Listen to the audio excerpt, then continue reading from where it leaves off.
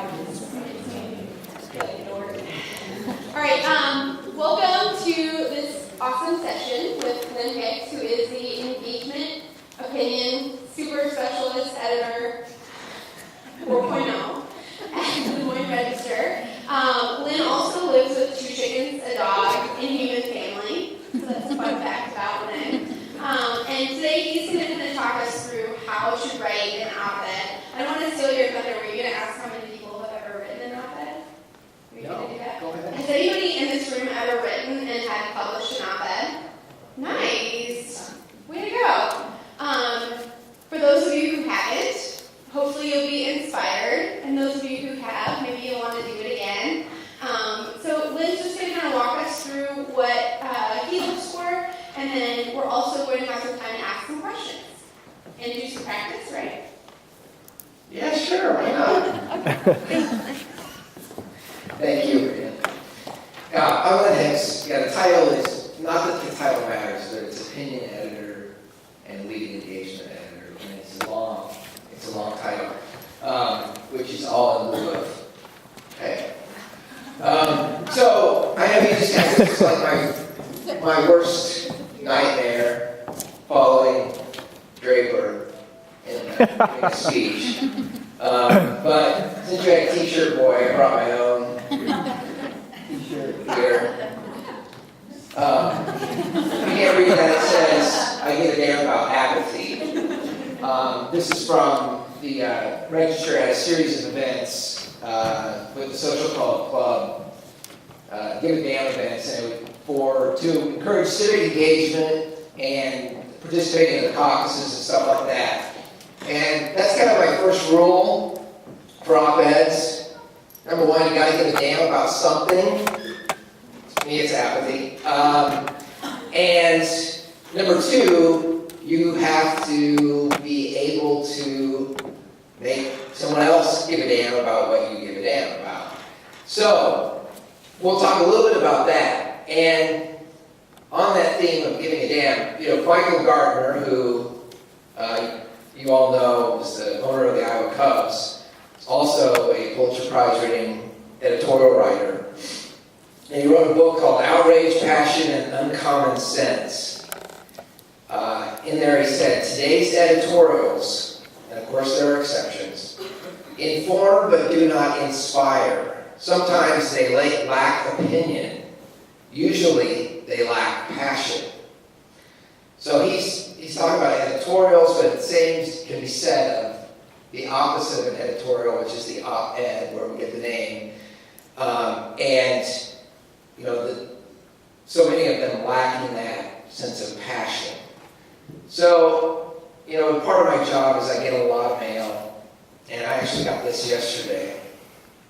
Mr. Hicks, you don't have to start out by saying Mr. Hicks, Lynn's fine, but I'm impressed not only, by the formality, but also that he didn't say Ms. Hicks, which is most of the time right now.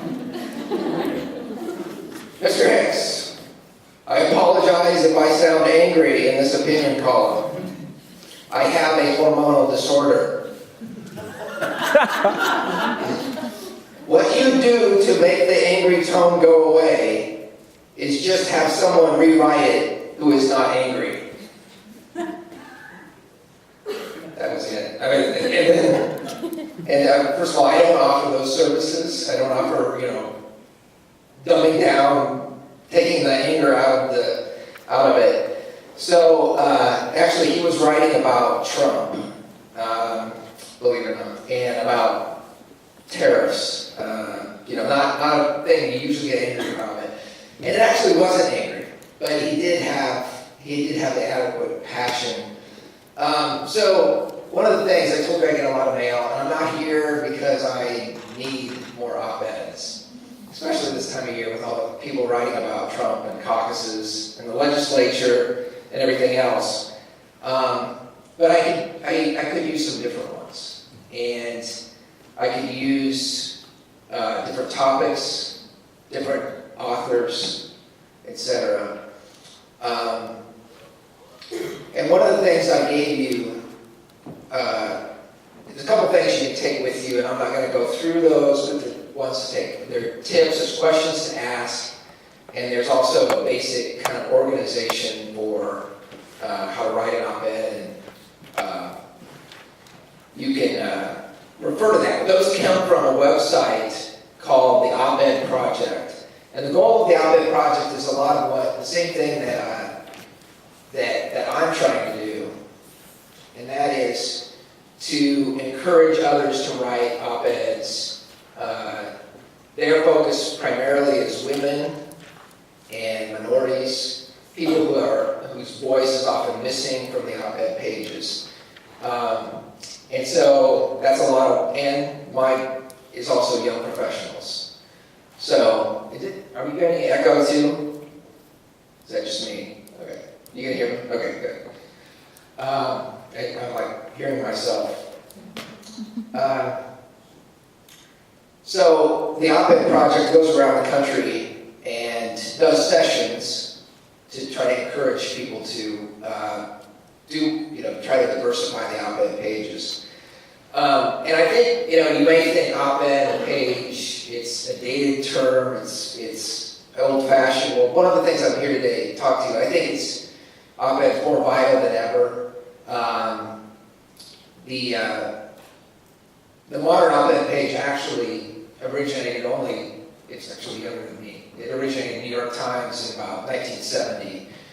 So, I think now online you've got Vox, you've got Huffington Post, you've got a lot of sites, you've got blogs that are really taking the op-ed to new levels.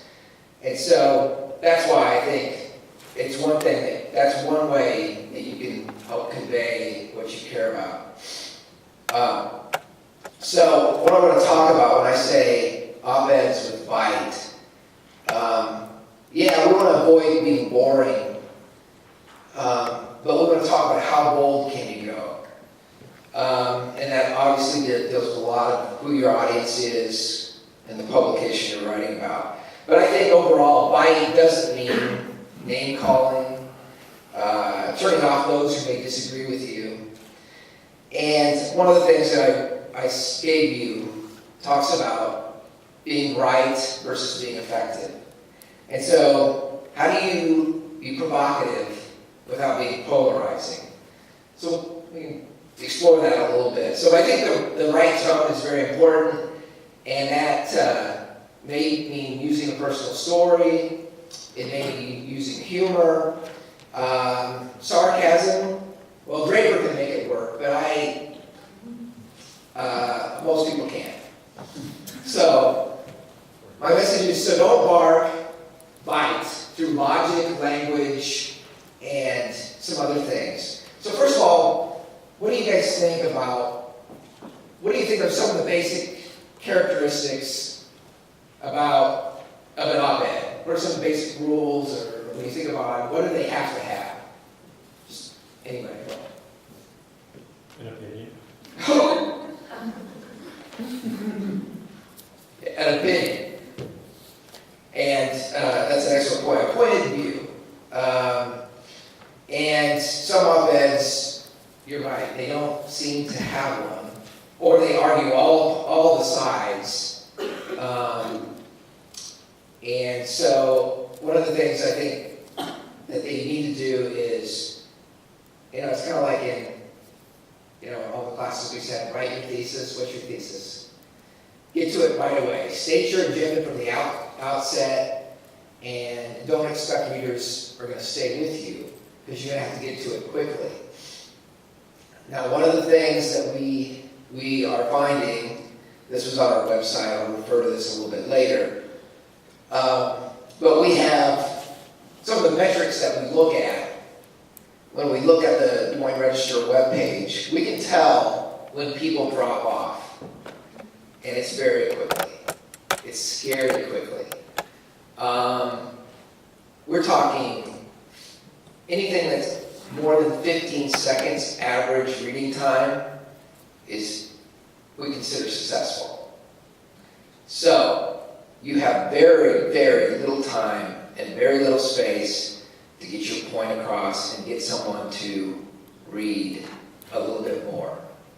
So if you're going to back in get to it quickly. What's your point? And what's your argument quickly? So, what else? Yeah. Timeliness, excellent. So, and that means to you, Make it relevant, make it timely to what people are talking about or other issues that are going on. excellent. So what's going on in the news, current issues? A lot of times people will time to a certain anniversary, whether it's Pearl Harbor, MLK Day, etc. Is a pretty good hook. So there's got to be some kind of hook there. Is it timely? What are people talking about? Okay.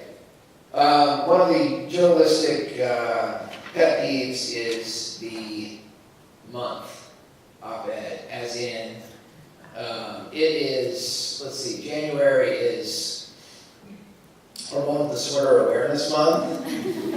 Can you get my op-ed before the end of the, it's been extended on like January 25th. Can you get this in? We gotta get this in. Okay. Most of those are contrived, don't always work.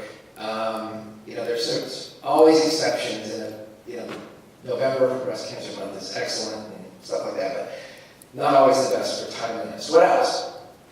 What other kind of things you think you gotta have for an op-ed? Yeah. It's got to be about you, or like have some connection to your life in some way. Okay. So, how do you make that?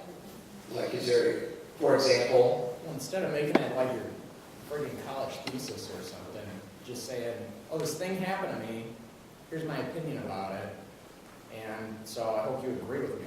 Right. And you probably then, it has some relevance for somebody else, right? Okay, good. So there's maybe a personal aspect of it, or it's a topic that it's going to matter to not only you, but other people. Okay, great. Credibility. Okay, what do you mean by that? She just put her own stuff out there without having any foundation for it whatsoever.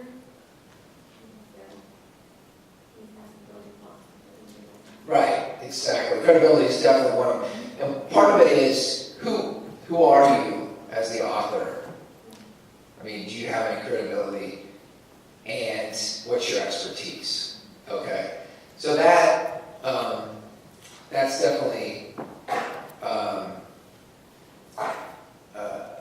a big part of what it should be, both the credibility of who you are, but also what you're saying. Okay, got a lot more. Conversational tone. Sorry. Sorry. Conversational tone. Great. I would say conversational tone, clarity, no jargon, know the publication, know the audience. Excellent. Yeah, and somebody said don't make it seem like you're writing a book report or thesis for class. Good. Call to action. I like that. Good. So, what's an example, do you think? The one that I had published, it was encouraging to participate in a fundraiser for the child that was featured in the op-ed. Okay, good.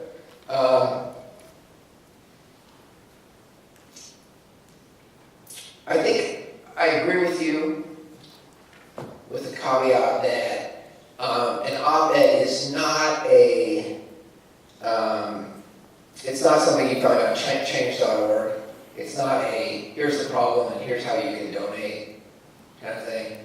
But I agree with you that it should be, people should feel like they should do something about it. Okay, good. And I have another sort of related to that, but what else? Humility, and then you can see your own holes in your argument on the other side. It doesn't mean you should take the bite out of it, it's just the ability to see that there are other sides to the argument. Right. So that's also in your handout, you'll see, another way of saying this, I think, is anticipating what the criticisms will be. And say, what is it that people, and it's not setting up a straw man. but it is saying, okay, I have to acknowledge this criticism, and here's how I respond to it. So that's often something that you would maybe do, make sure that you include in the piece. I think often there needs to be emotion or passion, you start off with passion, but even emotion, something that, logic doesn't convince. It usually includes logic, but also an emotion, something that persuades us a little bit richer than just logic or thought. Mm-hmm. So, it's kind of getting to somebody's heart as well. Good. I would say value. One of the things where Jody said that, but if you're gonna write something, you want it to add value to them, either for the reading it because they either want to agree with you or they want to validate their reasons for disagreeing with you. Or being able to have that takeaway. Okay. And so, you feel like, even if I don't agree with you, You showed me exactly why I don't agree with you. yeah, okay. Or at least that you make somebody think, right? Isn't that part of the goal is, we want to persuade, convince, but also maybe you have somebody at least take a different viewpoint. Okay. We're missing a huge one.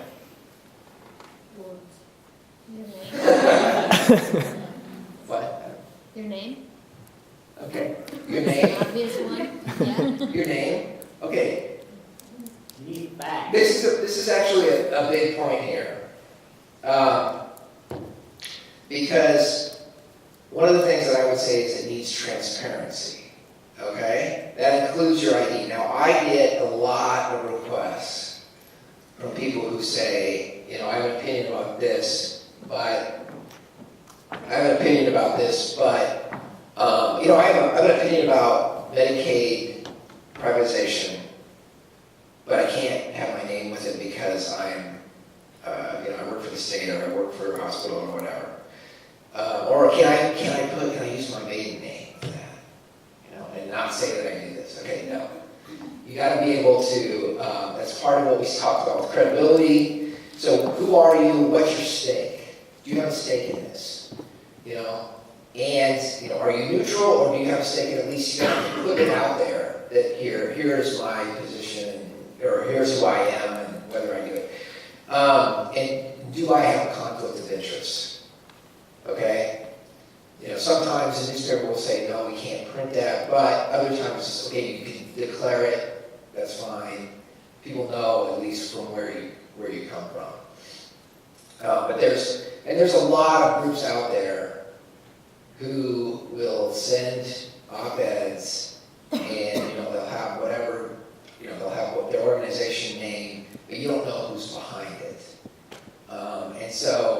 And there's oftentimes I don't know who they are, but I would like to know that transparency. Who is this group? You may not know that they are. There are actually a lot of interest groups out there that are funded by everything from the Coke industries to whatever groups. So that's a good point. I'm sorry, there was something else. What else? I said facts. You have to do research. You have to do research. Wow, thank you, Matt. Accuracy. You got to be accurate. You have to have, your bite will have no teeth without facts. So be accurate, double check those facts, use solid evidence and links. So as much as possible, we will include links to original documents, stories that you're referring to, etc. Contact information, so after you write your piece, people can follow up with you or continue the conversation either via social media or sending an email to either the author or the publication that published the piece. Thank you. Yeah, we ask that people do that for ours, in part because people can respond directly if they want. Sometimes people are mean. Usually they're just mean in the comments part of this, and then if directly they'll just send you something a little mean, a little nicer. But we do think that it's helpful, at least, especially if you're advocating for something. You may find, connect people who are allies, or just start a discussion. See if we've missed anything.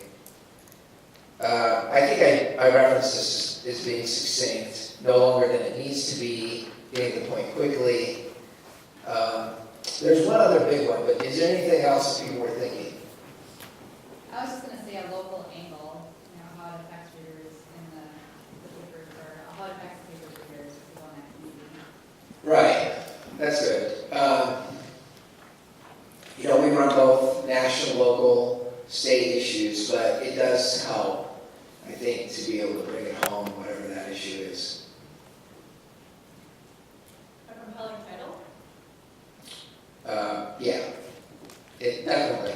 And we'll get to that a little more, but we'll definitely, when the headline is very important, both print and on the web. It's very important for both to click on and to continue in and to be accurate, and to reflect the piece accurately. Correct grammar and That would be huge, yeah. Yeah, please proofread, have somebody proofread it for you. Somewhat of a unique perspective, at least putting a spin on a topic that might already be over-discussed in a way that could maybe bring light to some new way of thinking about it. Right. I think that one of the things that you need to do when you've got your topic is, is this an original idea or an original take on the idea? And, I get a lot of things, I get a lot of letters and op-eds, and, the point that they're, it's like, everybody was saying this on Facebook 3 days ago, And so, are you helping somebody look at this in a different way? So, that's a great point. Okay, also on my list, it was kind of referred to when you said a call to action, in that I think the best op-eds are solutions-oriented. At least should be the goal. So I think op-eds, you should avoid just mindless criticism and offer a better vision for the future, right? So you can tell readers, what models are having success. Let's say, the dropout rate in public schools. Yeah, it's bad. Yeah, here are some, ways we need to address it. But here's what's happening elsewhere that's working and how they did it. How do they work? What are they doing differently than others, and why is it resulting in a better outcome? So, if you can propose an innovative idea to improve the status quo, and report on responses to problems and results. And I think that this also helps because it's good to acknowledge whether there's more than one way to approach a problem. There's always more than two sides to an issue, and I think the best op-eds acknowledge that instead of saying pro con. There may be more ways to think about it, and if you can help people to do that. So one of my plugs here is that we have a website register called The Better Iowa. Saturday, tomorrow, is when we run, we call our op-ed page Better Iowa. And we have regular writers for Better Iowa, as well as some people who just write in one time. But the idea is to promote a better Iowa, to promote solutions to local issues, and so that's kind of and to promote discussion about them. So that's kind of one of our ways where we try to get people to think more solution-oriented.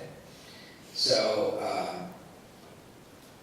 it's one of those ways we think we're trying to help people to reach across the divide. So I take a look at that, think about that as part of it.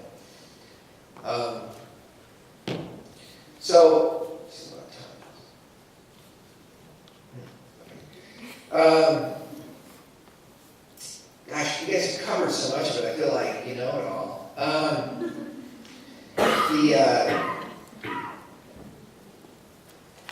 I think a couple other things. A headline was mentioned, or a title for the piece. One of the things that I think that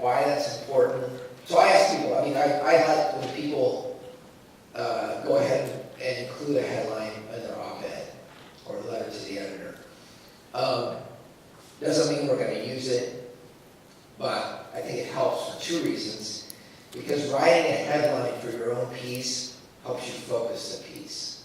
And it helps you decide, okay, what is this thing? What am I really trying to say in 5 or 6 words?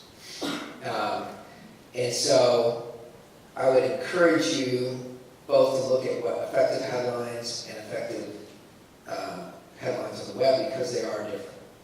And I think you know that, you can see, what are those things?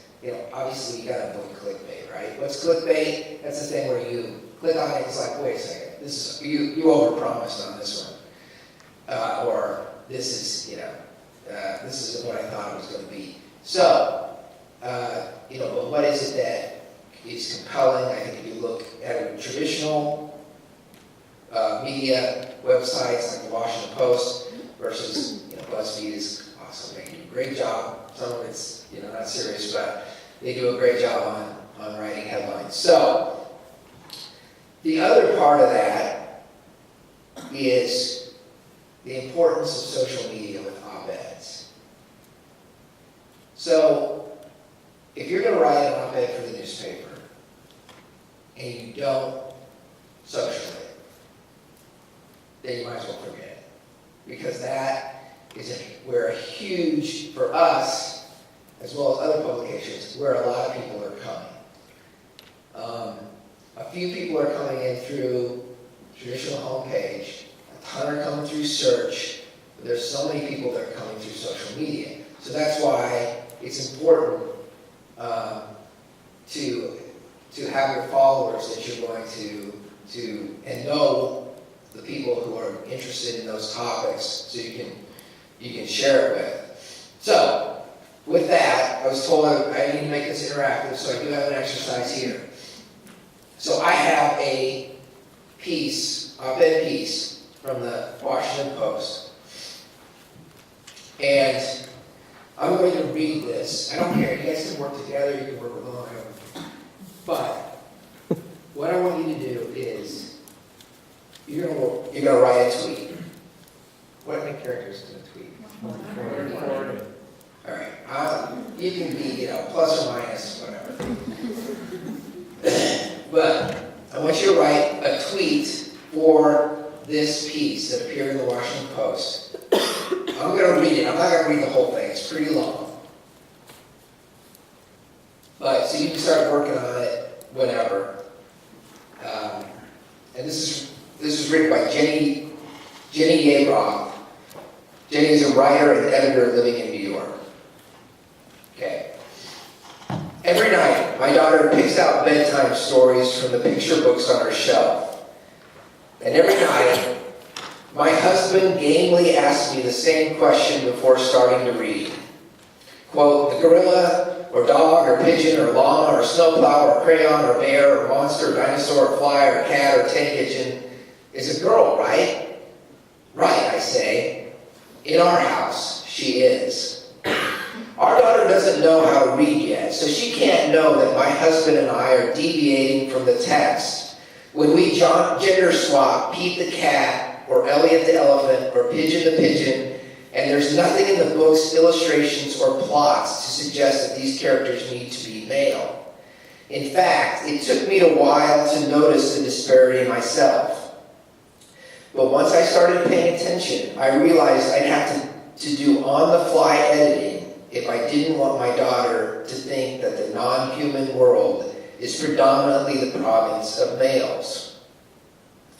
A 2011 Florida State University study found that just 7.5% of nearly 6,000 picture books published between 1900 and 2000 depict female animal protagonists. Male animals were the central characters in more than 23% each year. For books in which characters were not assigned a gender, researchers noted parents reading to their children tended to assign one, male. No more than 33% of children's books in any given year featured an adult woman or female animal, but adult men and male animals appeared in 100% of the books. My own non-scientific research suggests that not much has changed. While there are a handful of exceptions, like Francis the Badger, Olivia the Pig, and Lily the Mouse, they are the exceptions, not the rule. keep reading. Of the 69 Caldecott Medal and Honor winners since 2000, just 4, Kitten's First Full Moon, Interrupting Chicken, Olivia, and A Ball for Daisy, have animal protagonists that are clearly identified as female. Okay, goes on. Does it really matter if the fish or the skyscraper is a boy, and do kids even notice? Anthropomorphized characters have always been in the forefront of children's books because they enable the creator to not have to make decisions about if this is a tall or short, black or white character. This keeps going. It's long.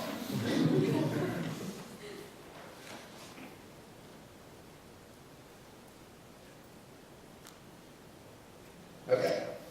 Does anybody have any they'd like to share?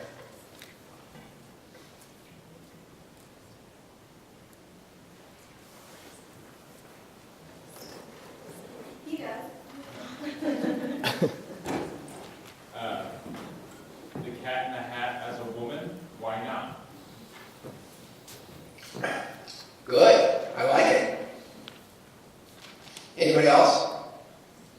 Would you click on that?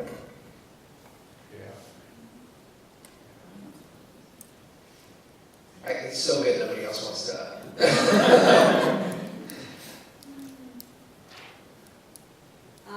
Lack of literacy for young readers. Say- Lack of literacy for young readers. Lack of literary sheet for young readers. Good.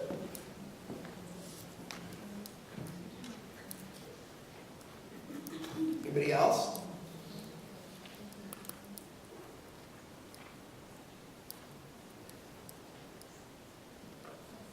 All right.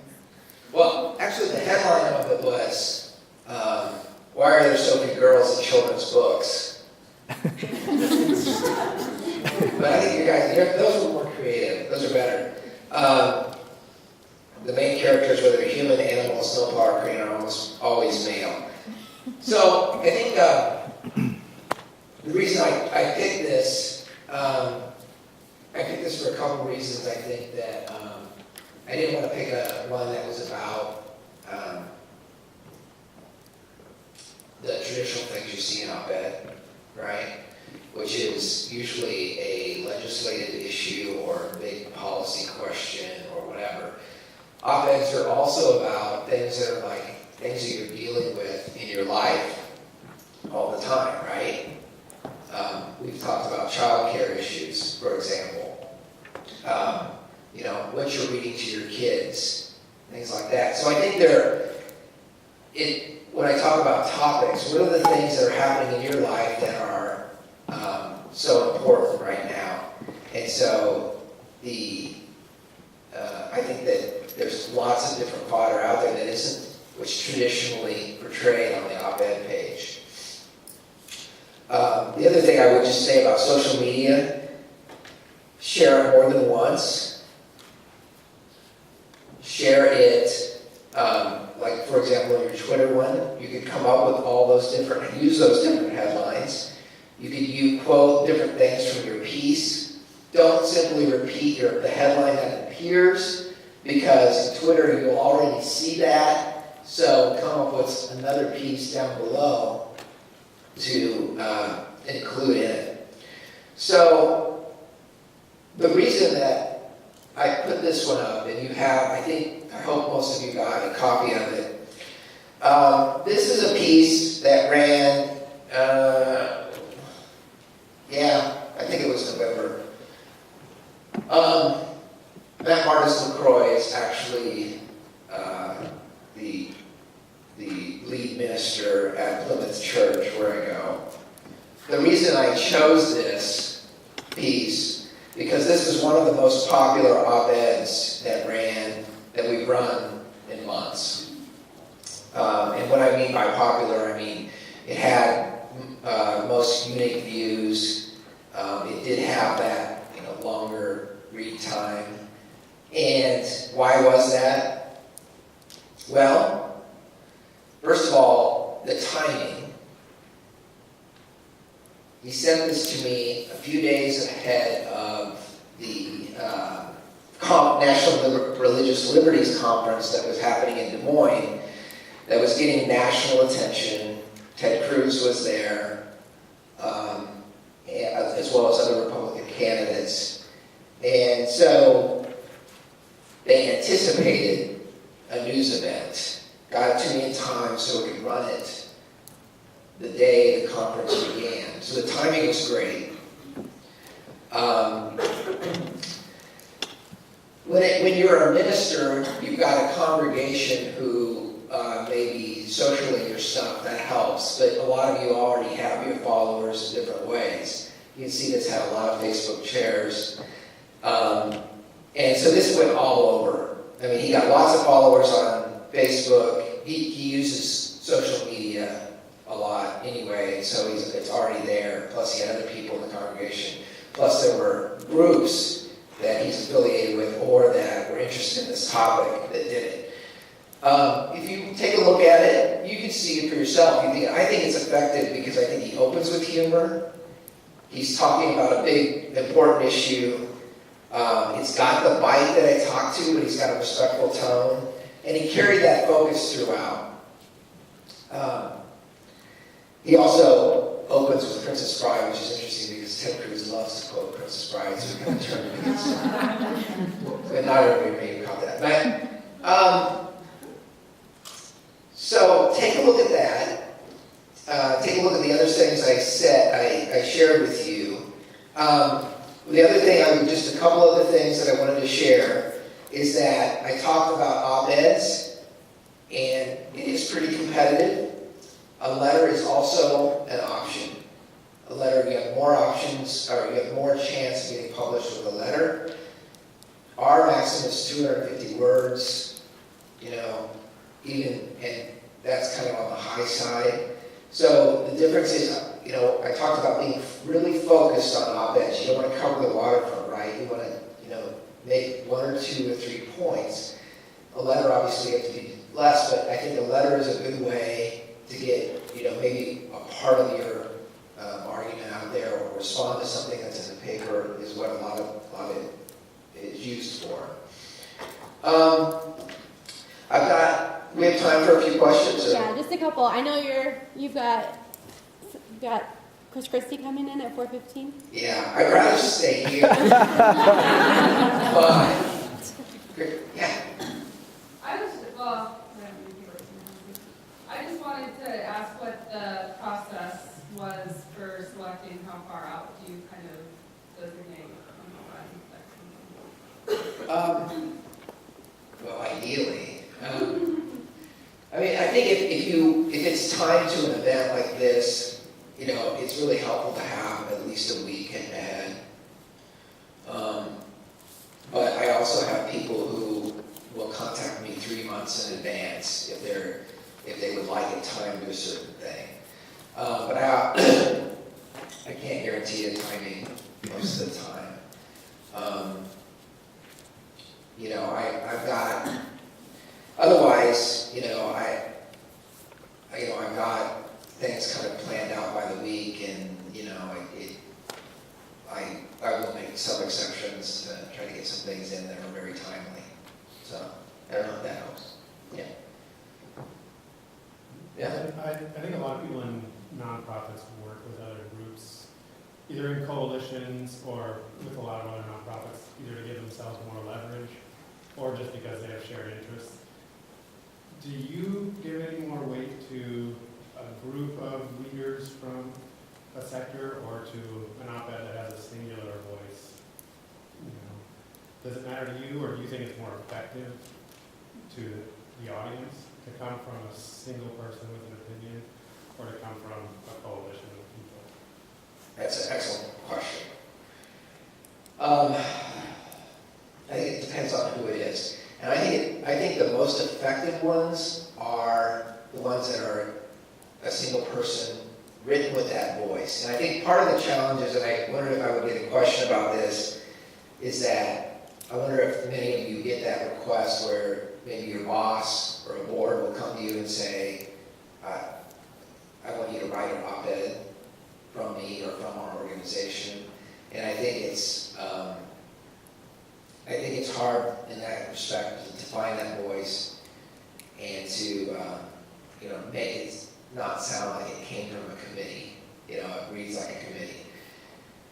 Now, I understand that sometimes an organization will want to send, or a group of organizations, and we've had a lot of these examples. We have, you know, one recently where we had 50-some clergy sign on to a letter about gun violence.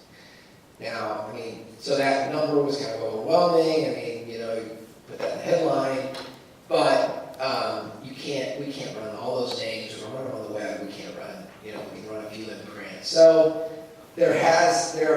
sometimes that will help get it published if you have, you know, a lot of, you know, important groups and people signed on to it.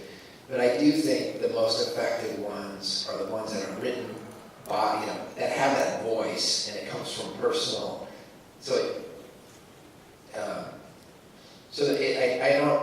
I'm not sure that but I think there's pros and cons, I guess is what I'm saying, to those approaches. I mean, one of the things about, I mean, what do you think? I mean, is that if you have somebody approach you, how do you go about writing it? Like if your boss, like I said, if your boss comes to you and says, I want you to write this.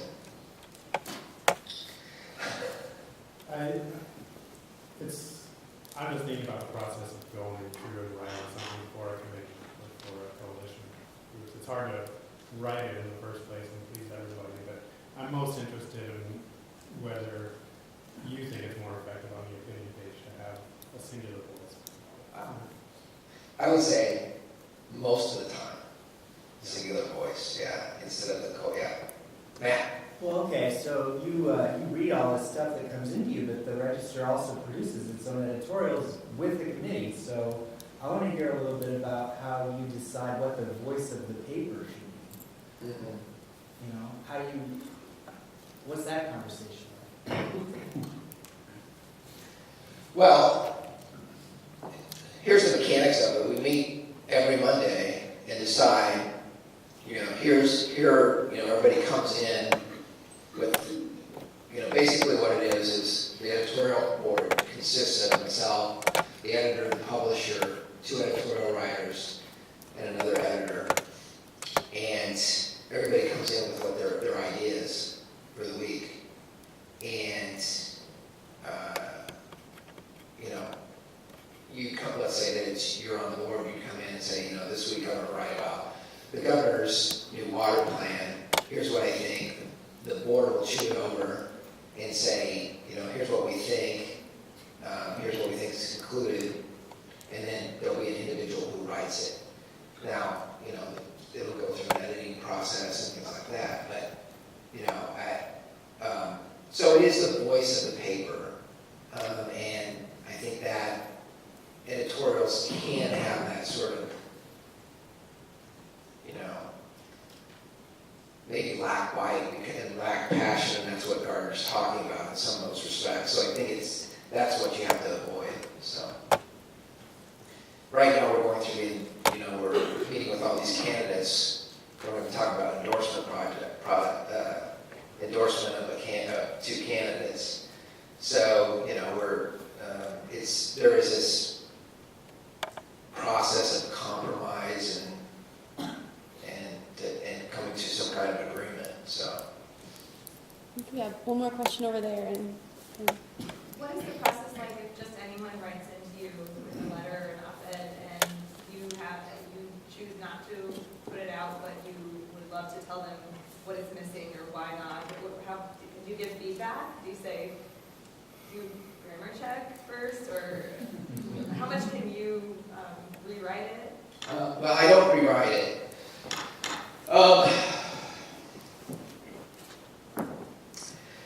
You know, a lot of them, you know, like I said, I get a lot. And so I go through some of the things I talked about, whether, you know, that I feel like it's something that I'm interested in.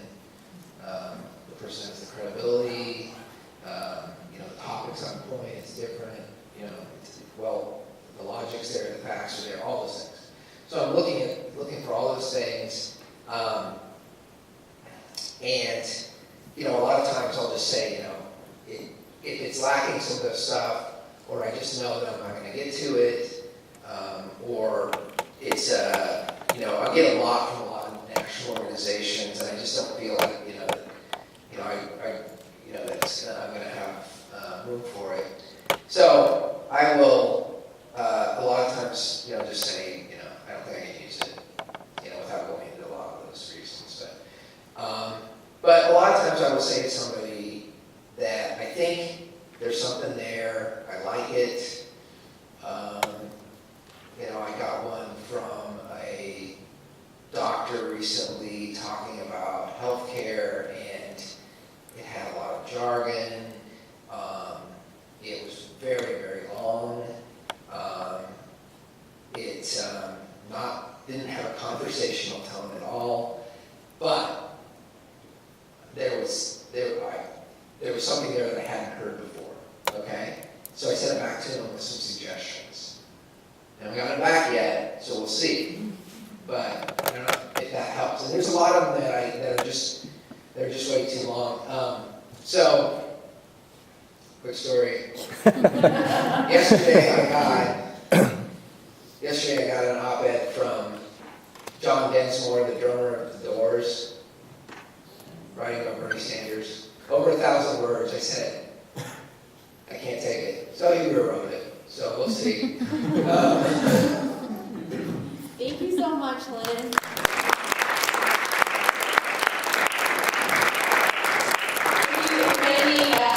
Any doubts for a family, you can just say there was some road construction. Great job. Yeah, that was great. If we do want to share my, if you do have more questions, feel free to send me an email. Yeah, we're going to send some post-con